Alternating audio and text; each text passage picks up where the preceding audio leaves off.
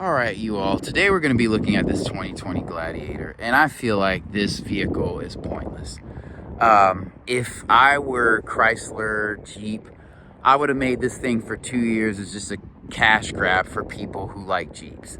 Like, I really don't see the point. This vehicle appears to have a bit more utility than your standard, like that 2022 Nissan Frontier, which we'll also look at because we're going to compare it to this Gladiator. I know they serve different purposes, but I mean, this is really for a Jeep enthusiast. It's a Jeep with a small bed on the back. My kind of problem is it's priced like a full-size truck, and that's probably due to Jeep owners. There's a lot of hype surrounding this. Like, if you're into Jeep, this looks very good. This is going to be a good look for you. You have the exposed door hinges here. Very old school, blocky shape.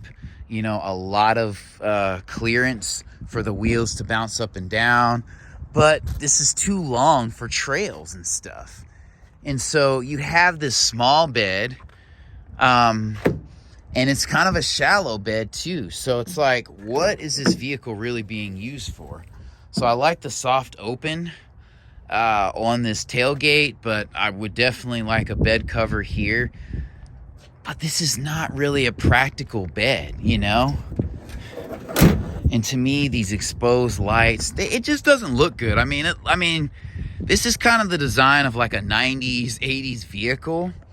Like that soft top cover. I'm just not a fan. I mean, it sits up so you can take it off-road, but like off-roading, again, I'm not a fan of this. Come on, man, this plastic cover. It's just more of an open air Jeepy vehicle.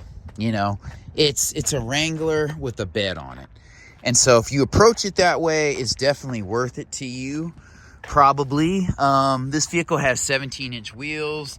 They're thick, they're meaty. You know, I will say this vehicle has decent power. It's a 3.6 liter V6 engine with 285 horsepower, 260 pound-feet of torque. I'd rather have those reverse, more torque than horsepower, especially in a truck, but I don't know that I trust that engine. All right, and so opening the hood, this is longitudinally mounted because this is a four-wheel drive vehicle. It does have a 6-speed manual.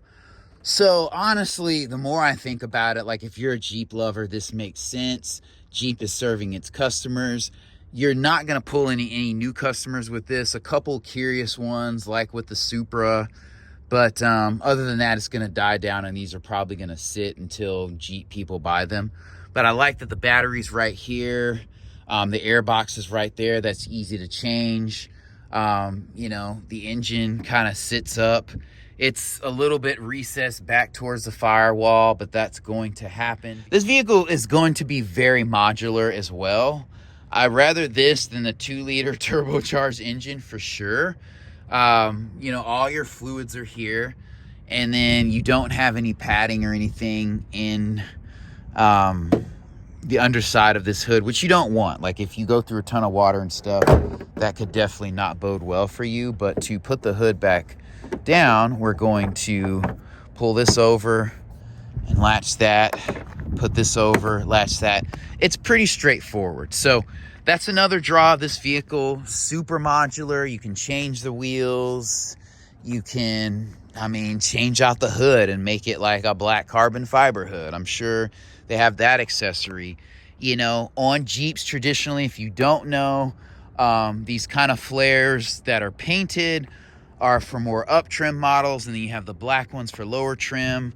You know, these are what appears to be LED headlights. So they do look like traditional reflector headlights, but it gives that traditional Jeep vibe. And I do like this choice of engine, I'm not gonna lie. So I guess as I walk around this vehicle, it kind of grows on me. I know several people with these. And so you can add rocker panels here on the side. Again, if you have some extra money, this is super modular and you can customize this and it's gonna fit your personality. So when you see someone driving a Jeep, it says a lot about their personality. Whereas a car, you know, you get the best trim you have, but you know, you got to kind of go from there. I do not like the fact that you have roll up and down windows. That's old school. This feels cheap. This is obviously hard touch. This is soft touch.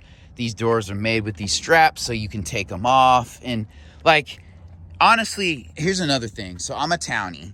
So this vehicle, I know a guy, he has one of these vehicles and he lives out in the country. And so if you took the doors off and you're riding around in your property and with this top open, that's going to be a really, really good feeling. You worked for it.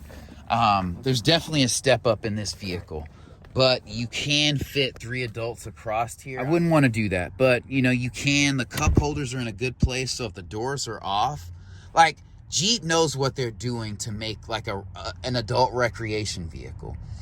So, I mean, this is like a street legal Polaris to an extent. Like, it's much greater than that. I shouldn't say that, but, you know, these vents are pretty straightforward. I'm not a huge fan of this design, but, you know, you could probably change these out and buy some with the Jeep logo here, and you can get Jeep branded cup holders and console. You do have map pockets back here, so if you're riding around, you can keep your pistol back here.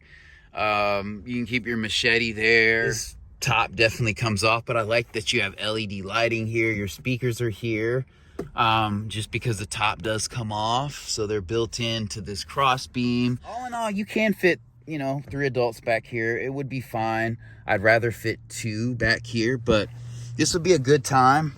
4 dudes riding around in the back area of someone's property. You know, these are pretty straightforward. If they get dirty, you can wipe them off.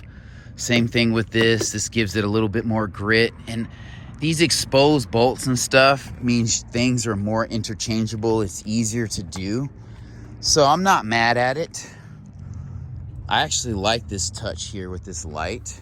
I wonder if you could buy something and have this flare have kind of like a floodlight on it. So that would be cool. We'll hop in the driver's seat. These doors open and they do kind of move around a lot. So if you do have a Jeep and you're parking in a tight parking spot, or you live in a windy town, be careful because these doors can slam and door ding some people. There is step up in this vehicle. So like if you got bad knees and stuff, that could be a problem. This is your headlight switch here. Pretty straightforward stuff. The Jeep logo here. So this is, you know, a 6-speed. So kids, if you don't know how to drive a stick shift, I don't know what you're doing in life. This shifter feels good. First, second, third, fourth, fifth, and then sixth. I'm a little rusty. Honestly, I haven't driven a stick shift in, probably, man, about 5 years or something like that. And you got your 2 high, 4 high, neutral, 4 low. You know, you have your charge port here. This is push button start. I think I mentioned that. This is a small display, but, you know, I'd rather have one that's wholly the size of this, but you want to make sure it has an anti-glare coating, because if the roof is off and you're out, you're not going to be able to see anything with the sun beaming down directly on this. So a lot of Jeep interiors are made so you can spray them down. This one is not. You do have carpeting in the footwells, so that's not really a thing. This is kind of exposed. This grab handle is cool. You have grab handles here because you have to think, if you don't have a door and you're riding somewhere, you know, you shouldn't be doing this if you're driving, but you know, if you're not, you can grab onto those handles and kind of hold on. You know, this mirror here is pretty straightforward. You don't have a light here. You're trading off this vehicle being modular and rugged with refinement and comfort. So, you know, window switches and things, because if the door had if it had an electronic window, then taking it off would be more involved because there would be a harness and different things like that. So that's what you're kind of doing. You know, it is super practical in that this light is right here. I scared myself. And then also you can see out that back glass pretty good. So if that's not there, you know, that's going to be a pretty dope viewing angle.